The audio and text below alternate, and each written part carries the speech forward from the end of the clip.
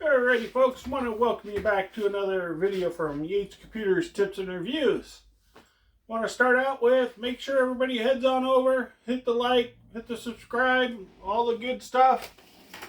Watch some of the other videos I got a lot of videos out there. This one's a more controversial, bigger question in the industry. A lot of things that come up relating to this. This is a server issue. What is a server? What's not a server? This here is an actual physical server. That's an older one, but it's actually a physical server. It's not a rack mount server. Rack mounts are when you get into bigger businesses and bigger industry, you might end up with that. Most businesses end up with that. This is a good option for a standalone server that needs to be in a certain location. I wouldn't say for smaller tasks, because you can get these type of servers that are very strong and very powerful. If you have something on one side of the building and something on the other side of the building, there are reasons and other things that you may want to do this, then have a server rack on this side of the building that controls everything and then relays all the way to the other side. This server can actually be attached to that server rack, communicate to everything else on that server. But let's say you have accounting on this side of the building. Like I brought up, you have multiple office spaces and a building structure, and you have other businesses in between. Brought up connection-wise, Wi-Fi, VLANs, all these other type of things that you can do to get these two buildings to communicate. You may not want all your servers on one side, because if that building loses power, then this side's completely out of commission. They can't do their simple little daily tasks. So you may end up wanting a server over there. You may not want to put in a full rack. You may not want to put in a whole server room. You may not want... Something like that can come in handy. Maybe you have management, supervision, someone else who does other tasks, marketing. You might have one or two marketing people. You might want to do a server. So this is a server. Behind me is an older style computer. They're pretty much the same size, as you can see. They look pretty similar. I wanted to show these things so that people understand. These look really similar. But I can tell you one thing that's really different between the server and the regular is the quality of the case. These things are made to hold up. Depending on what it is, in the old days, I'm sure you can still find them. I've mentioned it on a few videos that I had a computer base like this that was a server that came from a bank that the bank needed to get rid of. They took the drives out. They wanted to get rid of the system. The people that were doing the remodel that needed to get rid of that, the company that came in with the servers did not take out the old. So the company that was remodeling the bank didn't know what to do with it, because they couldn't throw it in the trash. They couldn't just get rid of it. So they gave it away. Well, that one had a lead base on the bottom. So that added about 50 pounds or more. So these ones are heavier. You can actually get ones that have the heavy base on them, so people can't just pick them up and walk out with them. That's a security feature. So I brought that up, I believe, in one of the security things. There are security features and advantages and disadvantages to the different servers. If you rack mount it and it's in a locked cabinet and a locked secure room, that's a really secure server. This just looks like any kind of computer. Someone might go turn it off because they think, oh, I'm going to save the company energy, long weekend, I'll turn this off. And this is your server. So these are some of the little points that I wanted to re-elaborate on when it comes to your servers. I've talked about scenarios about a business that had the server out front in the reception area. It was this kind of server. Actually, it was pretty much a computer that they were using as a server. So I wanted to show these different variables because if you're not in the industry, you're a small business, medium business, maybe looking to get into the computer field, you might not run across this scenario because a lot of businesses go right for rack mounts. Boom, boom, boom, boom, boom, boom. This could be a temporary gap. This could be you're bringing in a new department, bringing in new stuff. You can bring in a little server for $5,000, $6,000, $12,000, depending on what you really want, compared to going for a big rack mount, making sure you have the space, making sure you have the power plugs, making sure you have all that type of stuff. Not to mention, these can have almost all the same features. Some of these, if you go through and you look for them, you have blade servers, you have all these different things. You have Xeon. This is just a simple, I think, a dual core. Don't know exact CPU. I haven't fired it up yet. I bought it. This is going to be a video on more of memory and other things to do with the server, so that more information will come out later. Those are follow-up videos to this. So I wanted to go through this and explain the differences. This is just a standard computer. This is just a standard computer. Standard workstation computer, standard home computer. These can be servers based on software you put in and how much usage you need to. If it's a small little business, 3-4 users, you can probably get away with, especially nowadays, the way technology's moved with the new CPUs, the new memory and all of that stuff, you can easily get away with a nice computer as a server. There's some applications and some features as servers you don't actually need server software to run. If you're just sharing files and you're sharing stuff on there, that's your server. That can actually be a computer. You're sharing your files on the computer. Doesn't have to be server. Doesn't have to be a server line server. So there's a variable there when you talk about servers, as in the task they do, the job they do, the software they run, how many users, how many network cards, how many interfaces, how much stuff is actually going to be running on it.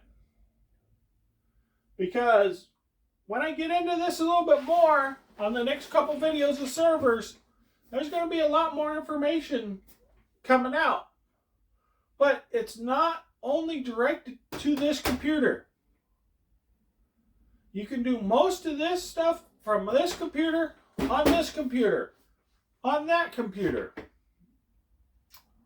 So this is the main reason I have these all laid out and displayed.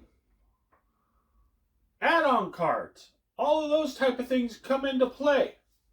Now, if you're planning to start out with something like this in a department and you're going to add on to it, this might not be a very good option for you. Number one, you have to get low profile cards. And how many slots does it actually have for you to add on to? So these are some of those little variables where you don't want to spend $800, $3,000. A new computer nowadays are about $2,000 for a decent computer. You don't want to spend $2,000 on that when you can get something like this for 3 or 4, maybe less. I have to market servers and stuff like that. RAM capacity, CPUs, cores, these all come into factor.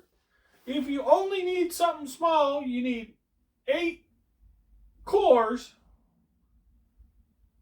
physical cores, not hyper-threaded, not 8 CPU acting as 8 CPUs, none of that. Actual physical cores, you can go with something like this. Of course, you have the AMD absurd amount of cores, like 36 cores on a CPU. 36 cores, or whatever else the next generation is going to bring. 24 core. New 11th gen i7, 20 core.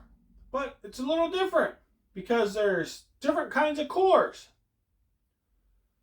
You can go with the standard 20 core i5. That's 20 cores with the hyper-threaded. So that's like 10 regular cores and then hyper-threaded. So some applications might not take effect of the hyper-threaded cores. There's a lot of information out there. You can research, do your homework. There's a lot of applications and programs that can only use so many CPUs. So once you know what you're running, you can kind of narrow down what you want. Of course, then you get into Xeon. Xeon is a server-based processor. It's there to do server applications. It's not really designed for a home computer or workstation. When the Xeon line came out, you used to buy, they were gaming boards or high-end graphics boards, and you could put Xeons in them. They did not really function too great.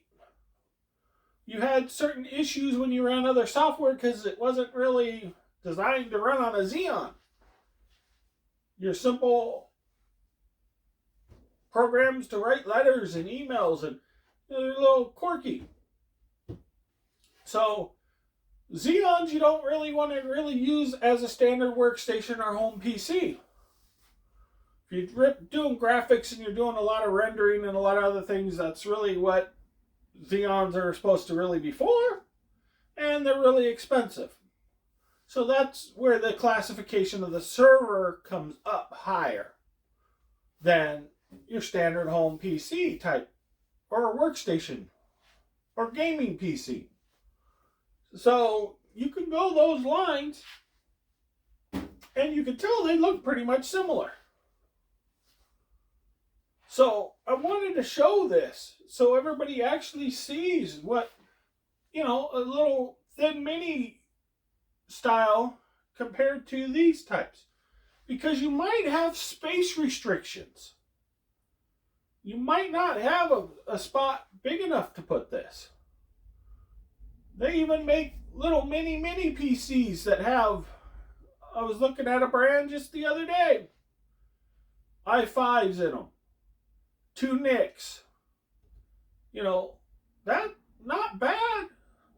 I think it was 10th or 11th gen i5. It was $900. About yay big.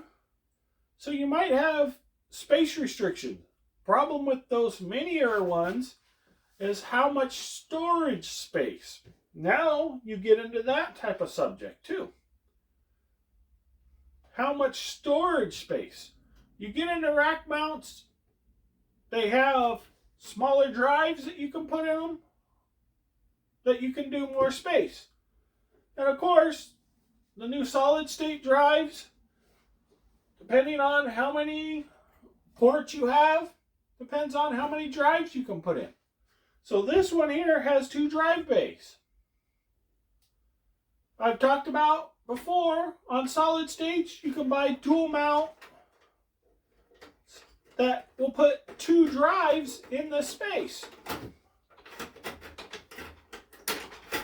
So you would have to get more cables. Power splitter. Put those in there. I think right now, like the biggest you can find for that kind of solid state drive is like a 4 terabyte or 8 terabyte I saw somewhere. So with the ports, power splitter, There might be more power in here. There's the older connections. You can reroute some of this power around. You can take out the CD-ROM. There's more power. There's options you can do here. But knowing what you want, knowing how fast you want it. Now I mentioned solid state drives. Most servers run a different kind of drive also. But again, here goes. What are you going to use it for? How fast do you want it?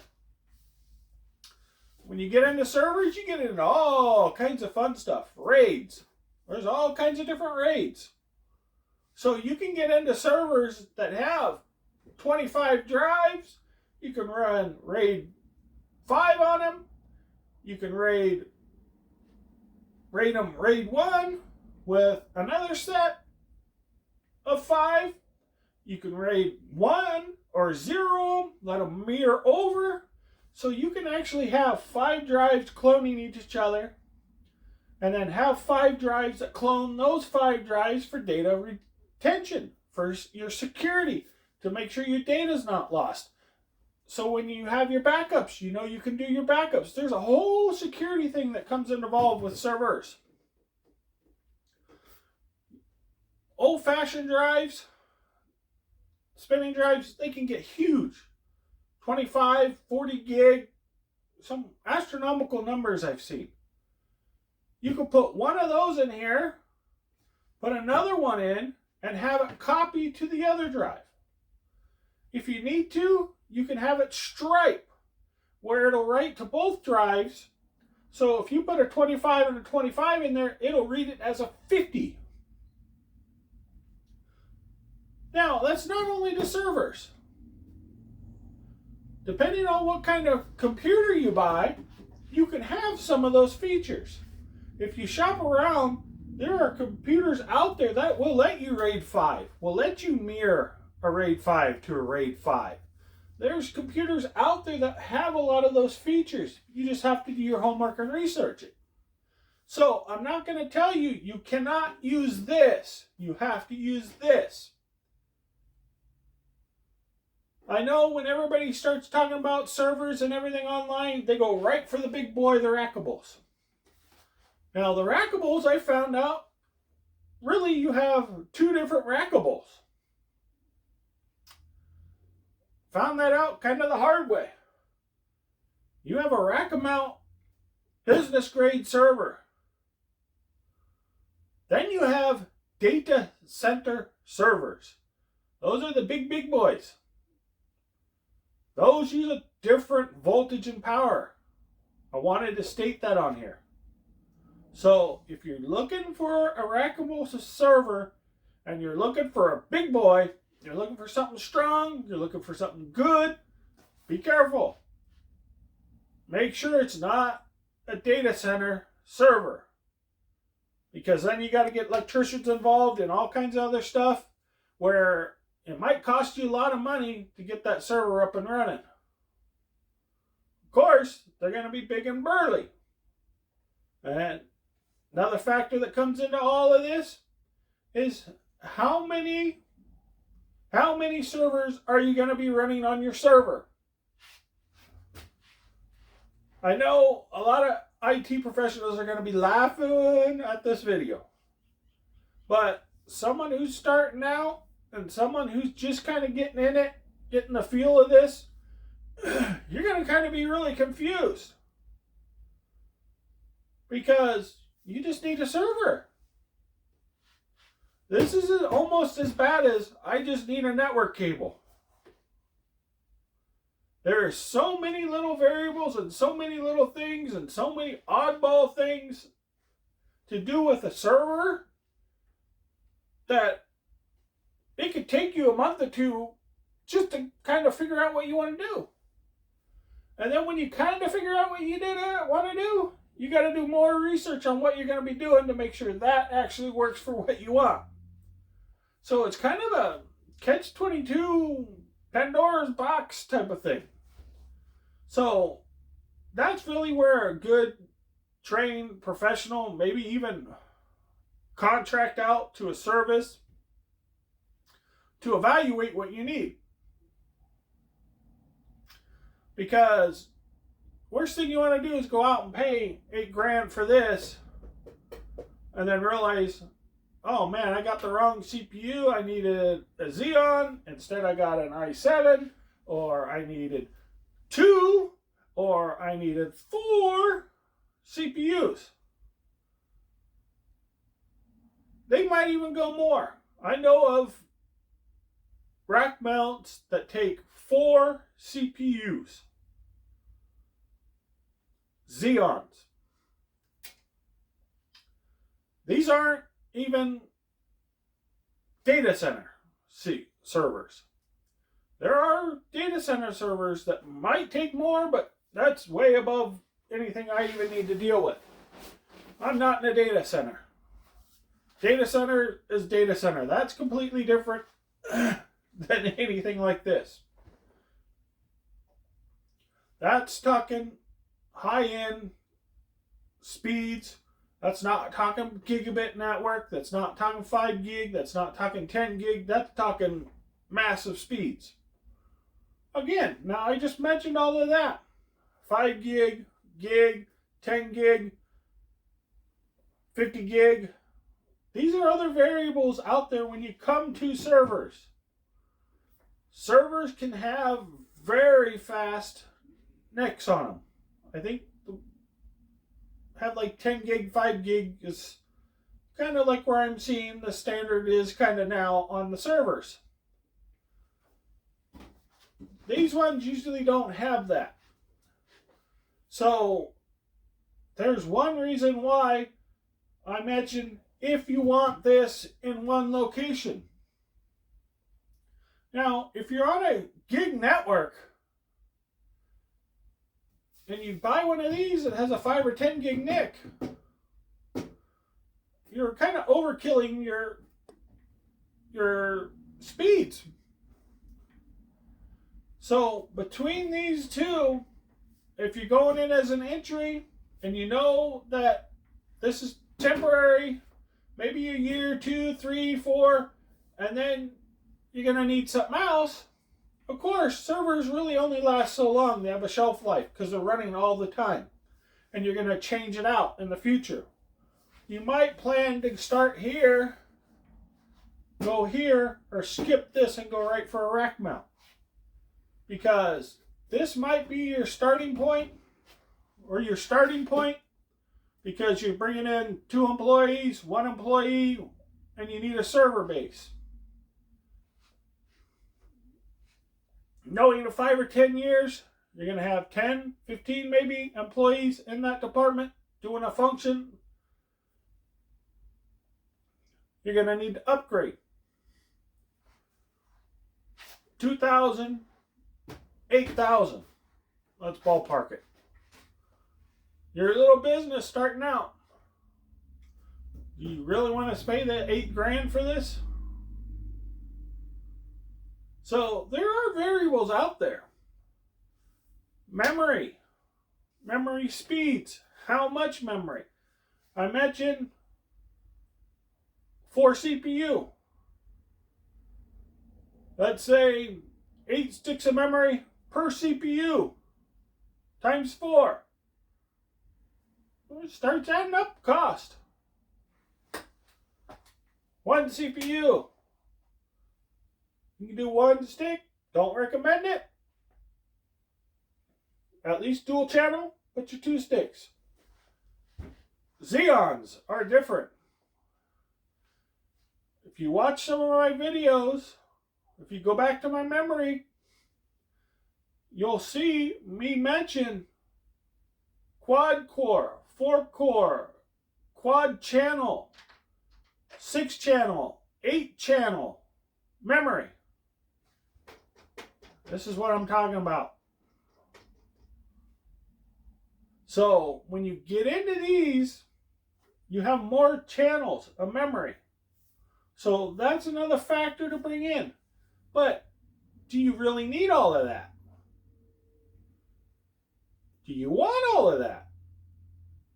I'm sure everybody's going to say, yeah, I want that. but do you need it?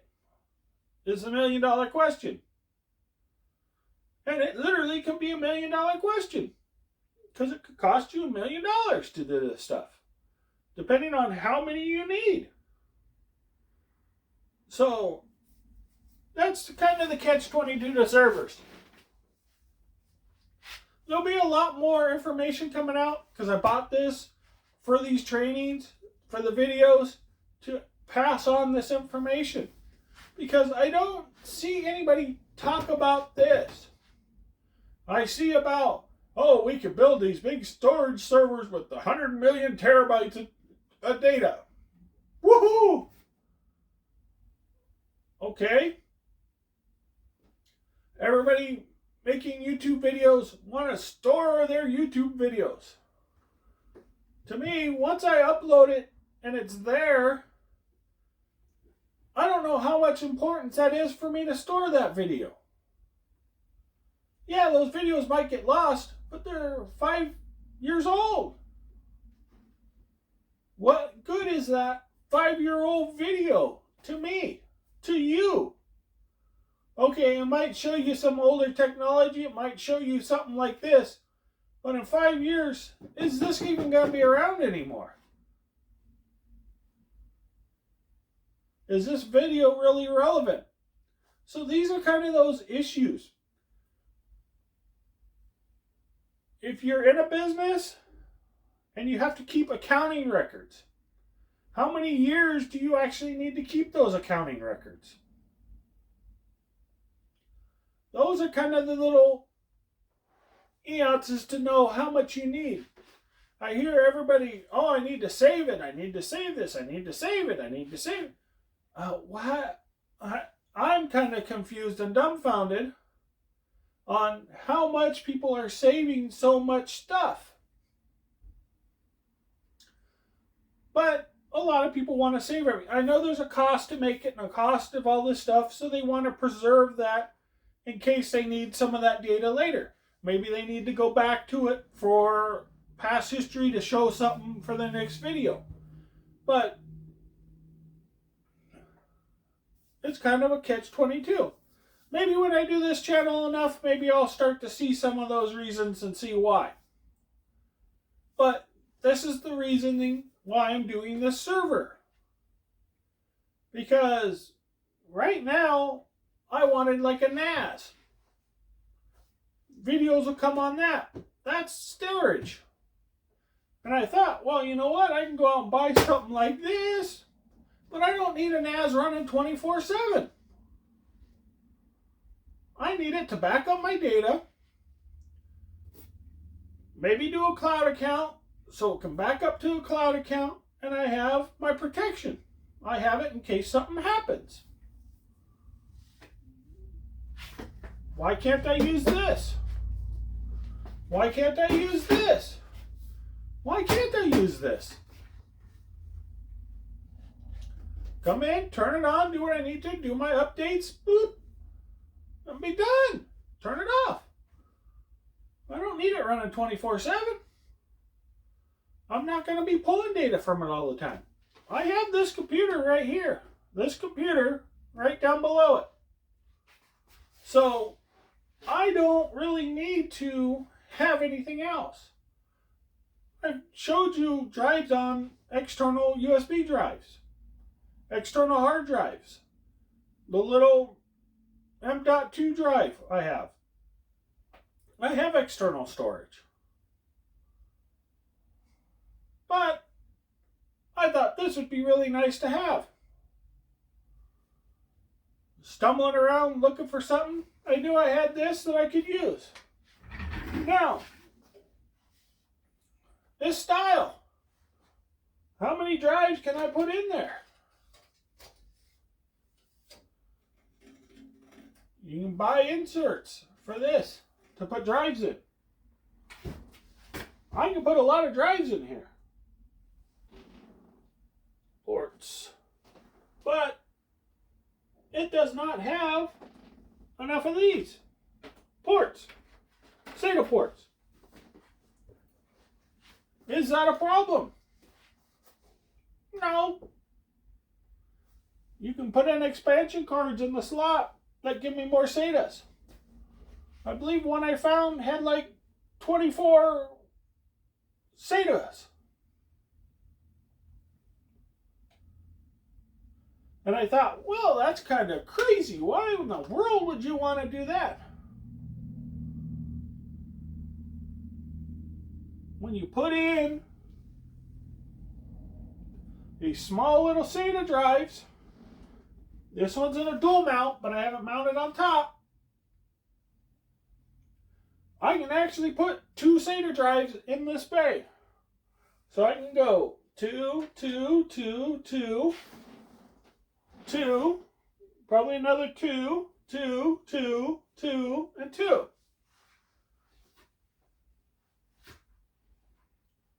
So that's 1, 2, 3, 4, 5, 6, 7, 8, 9, 10. That's 20 drives in the system.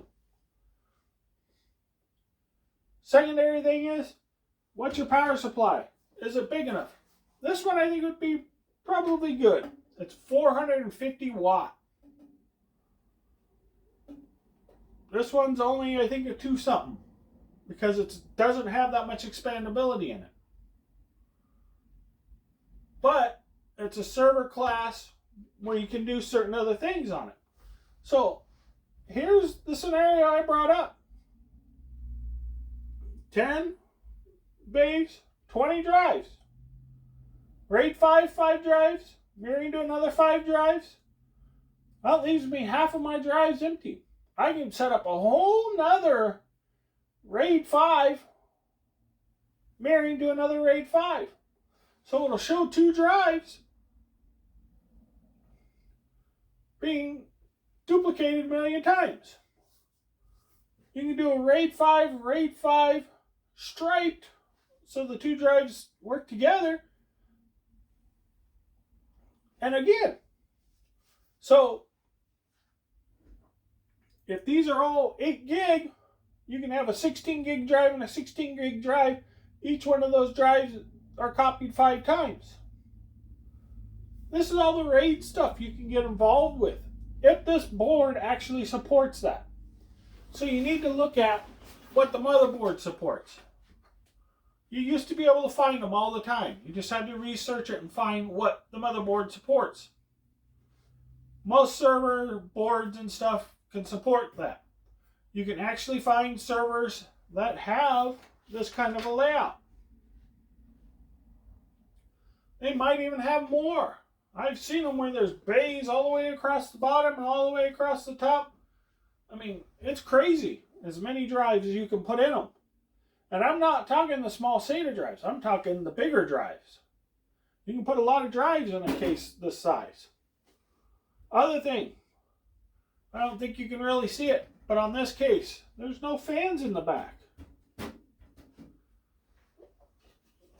This one has a fan in the back. That one has no fans in the back. But it should have the fan in the front. It's got a big fan in the front. It's got a fan here that blows in across the CPU. Heat sinks are different. You'll see it's got this big chassis, big black thing. I'll go into more of that detail into the video.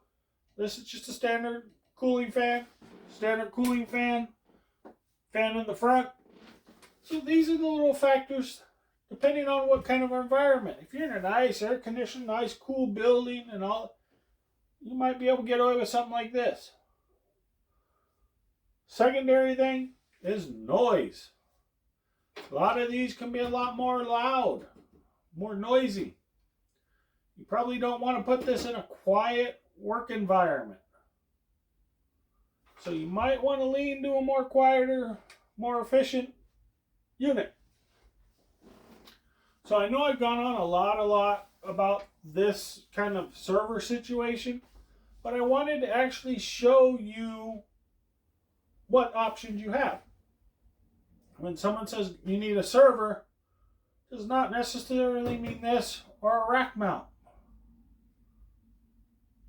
It could be this, could be that, could be a lot of different variables. I know as soon as people hear server, they think, oh man, I got to put a rack in, I got to do this, I got to do that. gets into a headache. Not to mention amperage, voltage. Now you're talking about UPSs to keep this thing running because it's a server. Secondary, how many power supplies? Depending on what kind of unit, some units have 2 power supplies. One supports one CPU, one supports the other CPU. Some have 2 power supplies and they're redundant. So one power supply can actually power the whole unit and the other one's a backup in case the first one fails. I've actually seen them where they have like 4 power supplies in them. Some of them are redundant to the dual and some of them are all redundant. If you shop around, you'll find all kinds of crazy stuff because when it comes to your data and having it up and running, there's a lot of things you can do. One of these I have set up with dual drives where they clone each other. If one drive fails, it will boot to the other drive. So that system stays up and running. That's the difference between servers and your standard home PC. Now, a lot of those home PCs can actually have those same features. I know it sounds like I'm repeating myself, but it's kind of a shocking thing to think, well, I needed a server, I went out and got a server. Well, this could do the same thing. Some business line, most of them are considered business line workstation type business computers, have a lot of features that the servers do.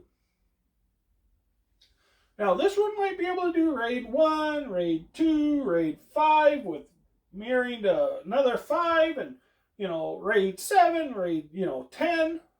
This is actually 1 and 0 combined is RAID 10.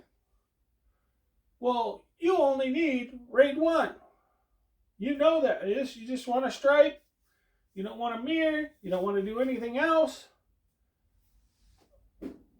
This one supports RAID 1, RAID 0 only. No, might not even do 10. It might just do RAID 1 or RAID 0. No RAID 5, no 7, no anything else. This might work for you.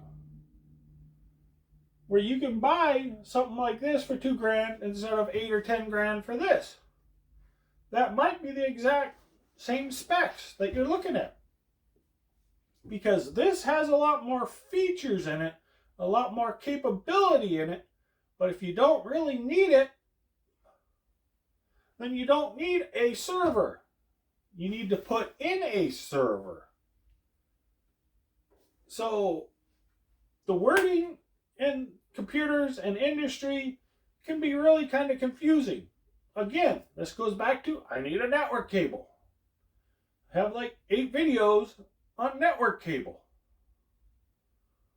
You didn't know it could be so complicated for a simple little thing. So I brought up,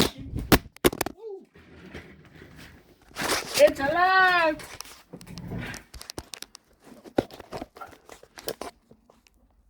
I'll try to. So I brought up, you needed a server. So again, now you're to the point, I need a physical server. I can't use this. So forget the little boy, you're now on this. Is this good enough for you? Now, do you need the rack mount? How much storage? How many other features? How many NICs? Where does it need to be placed? How does it need to be done? This might not work for you. You might end up going to a rack mount. Now, how many virtual servers? How many servers are you going to be running on it? Well, now you might be at that shaky point. You might end up having to go to the big boy, to the data center server. Maybe you are a bigger business running something like this, and you're not seeing a point in going to a rack mount server because this is basically the same as what you're running, but you need more. You need more. Well, guess what? You might run into a problem. And you might not realize data center server could be the next step up for you. Because you need to run more virtual servers. You need to run more stuff on that server. You're maxed out on your memory. And then you need more CPU cores. You have 1 CPU, 2 CPUs in there. Going up to a 4 CPU unit. Some servers actually are designed where there's a board that can go in. You have your CPU in there, you have all your cooling, and it has all the fans that blow across. There's a board. A lot of them with the 4 CPUs come that way. Have a board with CPU and memory that snaps in, that sits on top of the other 2. There's a riser board. So you can actually add more to it. So you have the future growth potential onto that. But of course, I don't really recommend that because you want to match your CPUs and your memory and everything else that's already in that unit. You might have a problem later finding that riser card that supports that unit with those CPUs with the memory you have. So it could be kind of a really pricey thing, because if you bought a Xeon, a Gold, I'm going to spit out a number, 5,400, and then you can't find that same CPU and you have to go for a 5,800, you might end up having to change your CPUs. So it could end up costing you money in the future by not just pretty much scrapping what you have and buying new. Not to mention your generations. You could have a 5th gen Xeon or Intel brand, generations, AMD older architecture, and need to go up to a newer one, going from 5th gen to 12th gen. So there are variables there that come into play with servers. You might end up saying, okay, I'm going to jump this one up too. And you might jump it from 2 core, 1 core, 4 core, or whatever else they have out there. But not core, CPU, even core. You can do core counts. But of course, you're not going to have 1, 2, 3, 4 cores. Cores are way up there now, depending on what CPU you're looking at. So I wanted to go through all of that so people understand the differences between the two. They can actually do the same jobs.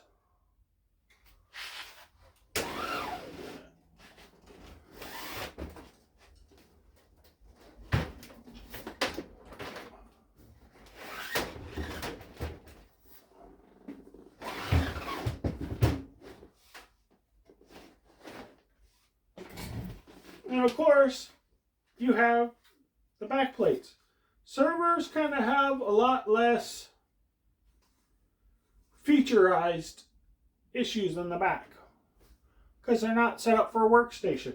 Workstations, you have usually better audio. You have other ports available depending on what kind of server, depending on what kind of interface you have. Might need to be hooked up to something else, another device. What ports? But of course, nowadays, you can pretty much buy the add-on cards to give you whatever you want. You can buy add-on cards that go in here that will do pretty much anything you want. You need more USB ports? Put in the add-on card and add more USB ports.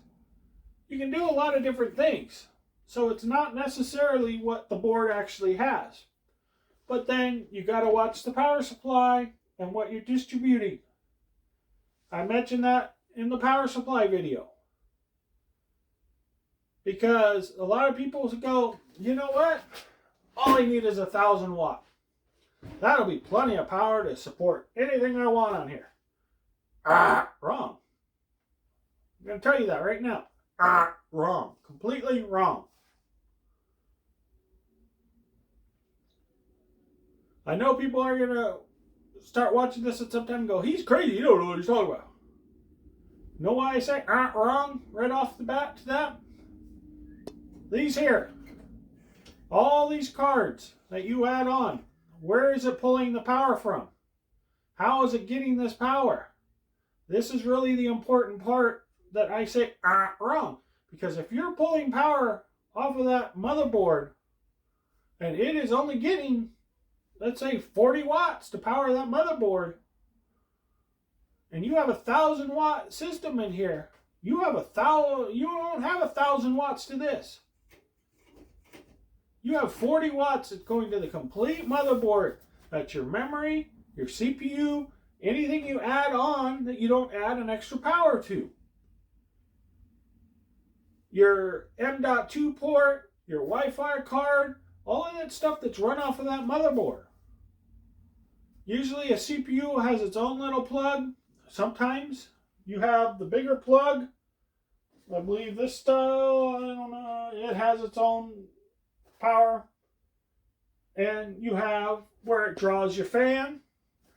Other fan controls that come off of here. You have fans running that pulls power from that motherboard.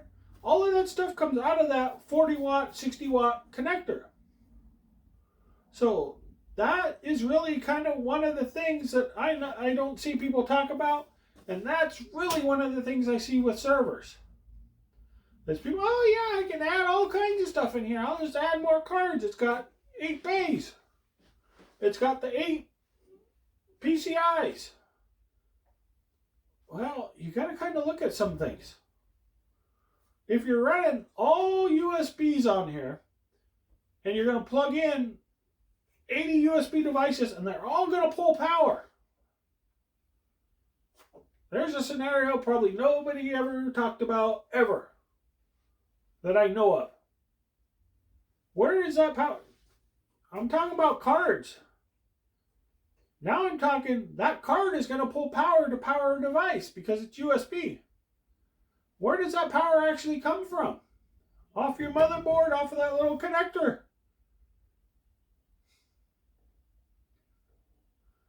So I brought this stuff up on my power stuff, on power supply.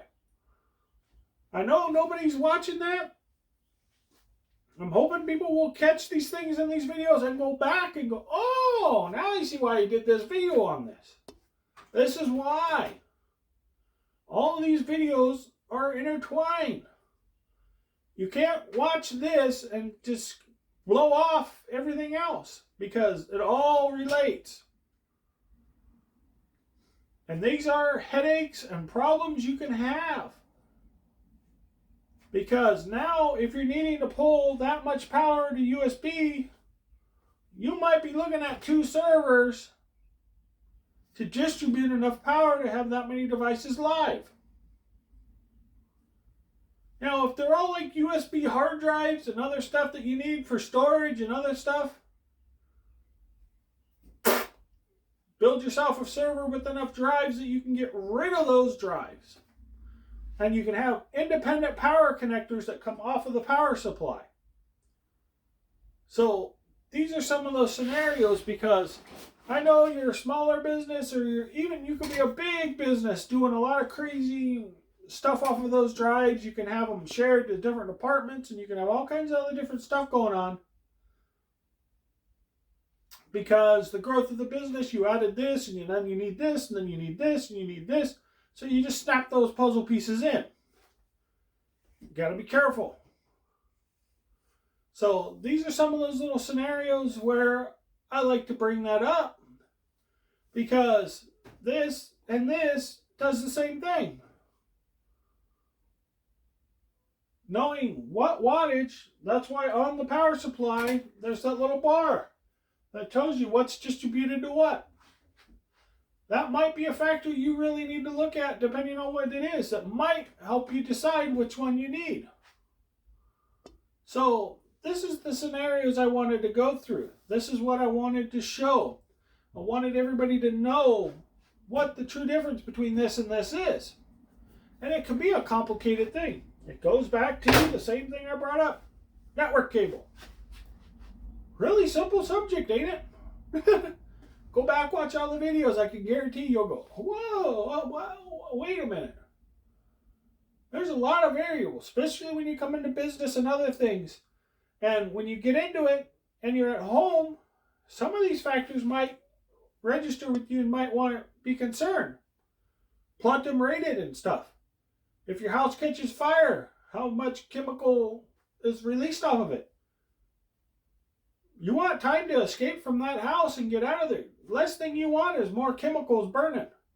That might be one scenario that you might want to take into account and spend the $10 or $20 extra to get what makes you feel safer in case something did happen.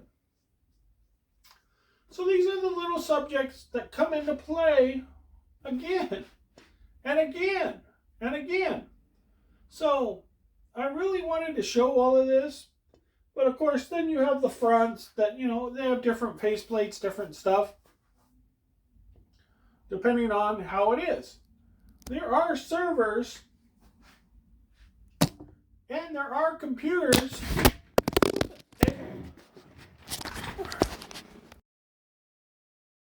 Let's try that. It keeps falling off. Let's try again. Too warm in here today. So, there are servers and other things out there that can help you with a lot of this.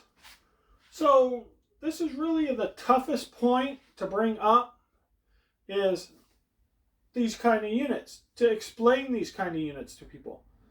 The fronts. Do you need hot swappable drives? Do you need to take drives out, put drives in? Do you need all of these type of features? Some of these have those features where you can put the 4 drives in, they lock in with the pull-out enclosures in case you need to switch them.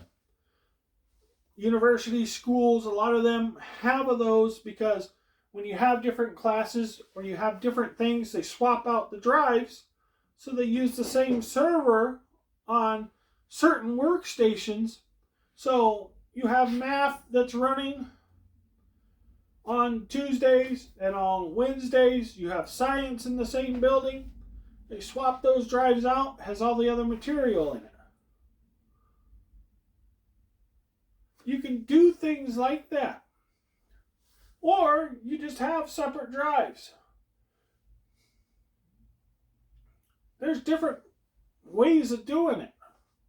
But it's due to your custom level. But then you take that risk too. You have that drive in there running all the time. But then you also take that drive risk of when someone takes that drive out, what do they do with it? If they drop it or other things that can happen to that drive. If you have SATA drives in there, you probably don't have that risk anymore. There's a lot of variables out there. Not SATA, solid state. Because SATA, again, watch those videos, solid state, unsolid state. So you have some of those problems out there that you need to be aware of. So this is why I brought up this server. What the server actually is. How many variables. Goes back to network cable. I know I keep bringing this up. But it's not that easy of a subject. I will have a lot more follow-up videos with this thing. I'll be showing a lot more things with this. Don't know if I have any server software. I used to have Server 2000. I might load that in. Just so people are aware. I know it's obsolete, it's old. But there's different features available. Different configurations. Depending on what you need it to do. I'm not saying you can't load server software in here.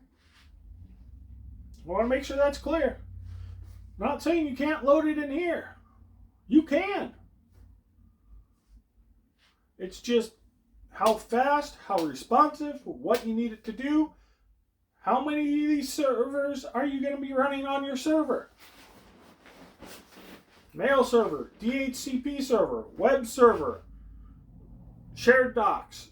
How many things are you going to be running on this? We'll factor these. I know most people, when they look at servers, they're looking at a server to do a certain exact function. One. You can go with these. When you get into something bigger tasks, multi-things, DHCP, Active Directory, all of those type of things can kind of be done from this. From that. But then if you want to do all of those and host websites and do other kind of virtual servers and all those other things, you might want to start leaning towards this. But I'm not going to tell you you can't use this. Especially the way CPUs are today and everything is today. In the old days, running an old CPU, it wasn't really possible. They were just too slow. You really had to go with the big boy to get enough performance. Nowadays, Windows 11, the performance, and you go out with one of the big new CPUs, whoo! I don't see a reason why you can't. So, this is the main reason for this video here, is to explain these type of things, because it gets into scenarios, you get into a lot of things where someone will come in, hey, you need a server, I have a recommendation for you, it's this, it's $30,000 for you. And you're like, what? And then you really need it for your business. So you go, damn, I'm going to have to bite the bullet. I have to pay all this money for this thing, blah, blah, blah, blah. Where you can get something maybe for $5,000 that will suit your service and will last. And the only reason why I'm saying $5,000 for something like this is because a standard computer nowadays is about $2,000 or $3,000 for a good, strong computer with enough memory and everything else that you're going to need. And then you might want to change the OS, and you can run it on Windows 10, Windows 11, a lot of applications. Security features and a lot of other things aren't present, but there's other kinds of software you can do to kind of render these type of things.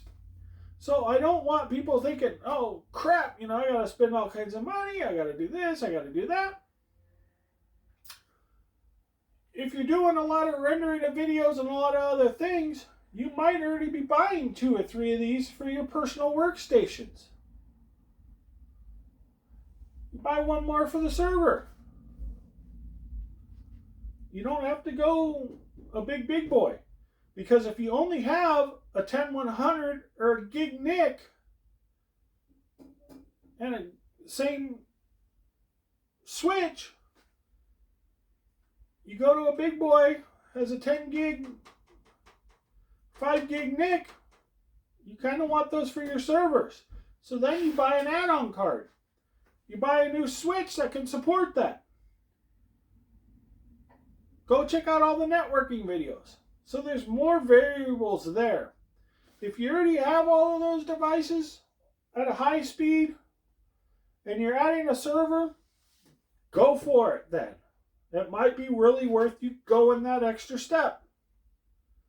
So I hope I went through this enough. I know I've gone on long enough. Few video drops that I have to edit out. But this is where the variables are. Again, this is now going to be your server where your data is. This comes in differently than your internet speed. And again, if you're going to do web hosting your website and all of those factors, and you only have 100 meg, 50 meg internet speed, you might lean back towards this. Your 100 gig NIC, gigabit NIC, with a nice CPU, nice hard drive package, SATA, M.2s, solid states, you're probably okay. And of course, how fast do you really want that site to run? You might be in a business or something that, okay, you don't mind if it runs really slow.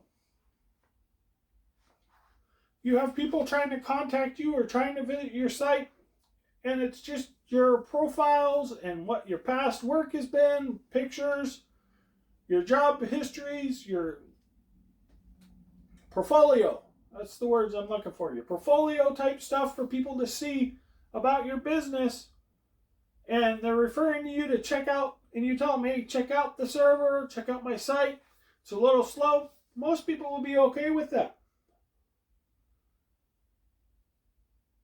Most home users that are on there surfing the internet, doing that type of stuff, they'll complain, but they're not the people you're looking for to be on your server, to be on your page. So there's variables here. Voltage, power uses. This will probably use less voltage than this. Electrical bill, AC cooling, all these other factors that come into this play when you put this into a room. So there's some things you want to look at, some things you want to research. You might not care. You might say, hey, I understand I can run this, but I really just want that. So you go get that.